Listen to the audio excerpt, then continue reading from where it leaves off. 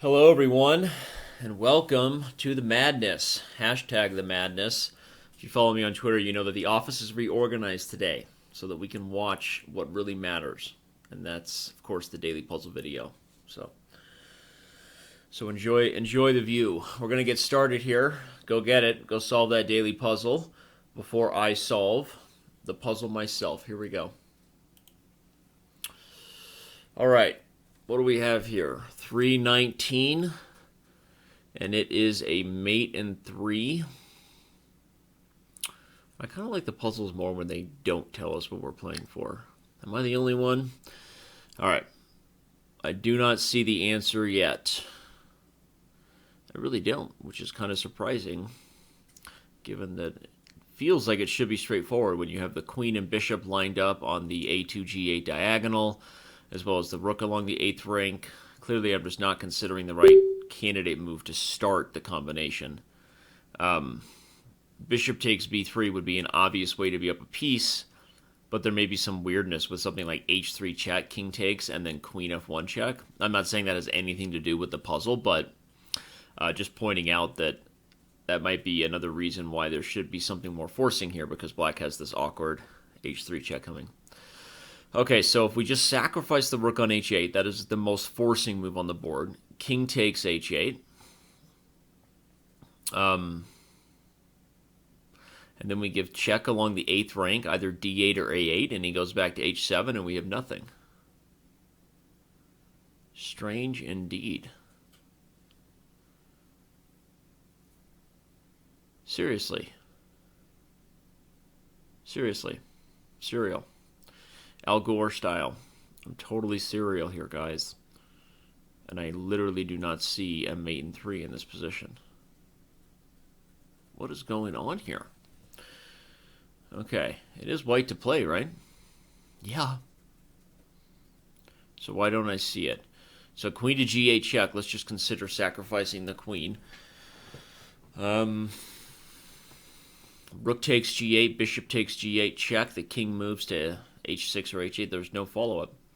See, I would play queen to a8 here, which threatens rook h8 mate, but he can play h3 check, king takes, and then even if there's nothing else, he can just sacrifice the queen on f1 check, and just like that, it's not mate in 3. So, given that we have the answer of the puzzle, is actually making this one a little harder for me currently, because I'm forcing myself to look at really aggressive continuations without really justification for it, because I don't see the right answer. Rook to d7 seems like a move I would consider. Pins the rook, and if he takes it, assuming something like queen to g8 check, king h6 might do something, but that's actually not a mate in 3. So let me forget about what it says the answer here and just try to take a fresh look at the position. Rook h8 check. King takes h8. It's just a force. Oh, that's it. The most obvious and forceful check that I completely dismissed. This was what was it about this puzzle that was really tricky for me? Sort of counterintuitive to clear open this d8 square. I'm saying that now without telling you the answer yet, giving you a few more seconds in case you're actually solving it in real time along with me and my thought process in the video. If you are involved in my thought process here, I apologize for that, right? Hi, I'm Rob Lowe, and I solve the daily puzzle. And then I'm the Rob Lowe that does not solve the daily puzzle. What would he do, that other Rob Lowe? Like, we should think of some funny stuff, like the Rob Lowe who's smart and solves the daily puzzle, and then the Rob Lowe who isn't smart and doesn't solve the daily puzzle. Let's think of that. That would be a great Chess.com commercial. Somebody can tweet at me the idea there. Anyway, I see the move. I'm not exactly sure why it was tricky for me to find that, but the point is that we need to clear a way for the queen and bishop to work together to get at the king. And honestly, if it wasn't for the fact that I saw it was a mate in 3, given that I struggled to come up with the purpose behind this move, I probably would have just taken the knight and been up a piece, knowing that if taking the knight, h3 check, king takes, queen f1 check, king h4, there's actually... Oh no, then there's g5 check, king up at mate, so I wouldn't have done that. Well, I would have struggled. I would have struggled with this one either way, even without a description, because this clearance idea was not that obvious.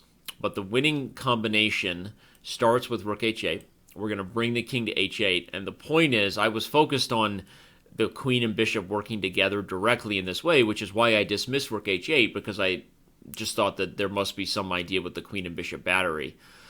But the idea is we actually open up this square, and by giving check on d8, if he had blocked with the rook, we would have just taken it.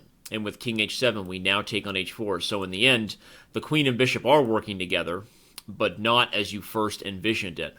And also, the transfer of the queen from the center of the board to h4 is just not a very intuitive idea. Like I said, a little counterintuitive to come up with that idea. Of course, we did solve it, but that's tricky and fun, and not a bad Thursday puzzle, if I don't say so myself. Thursday is the new Friday in terms of difficulty of puzzles, right?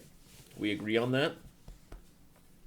That was not so easy. So again, it's a good lesson that it's a mistake a lot of people make in practical games, that you get sort of stubborn in your line of thinking. You see the queen and bishop, and you sort of expect that there must be some idea to execute the battery, and so you limit your consideration of candidate moves because of it. So the point is, recognize what you control and what's weak in your opponent's position, and as you consider ways to execute against those weaknesses, make sure you stay open-minded to the different things and you don't get stubborn about how you're going to win the attack. And that sounds really easy and psychological, like, thanks, Danny, right? And a pro tip, right? Pretty obvious. But in practical games, it's often dismissed. When you don't have much time on the clock and you are in a position where you're under pressure and there's been all the other moves and the other stresses of the game, it's easy to get sort of stubborn in your thought, because you really you want your plan to work. You want to be able to execute a plan that you've been thinking of.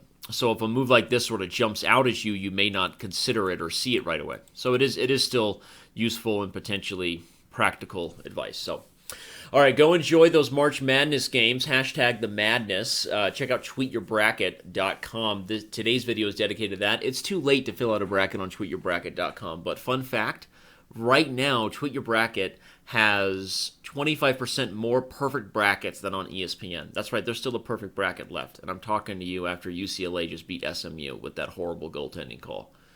You're welcome. You are welcome, world. Go get it.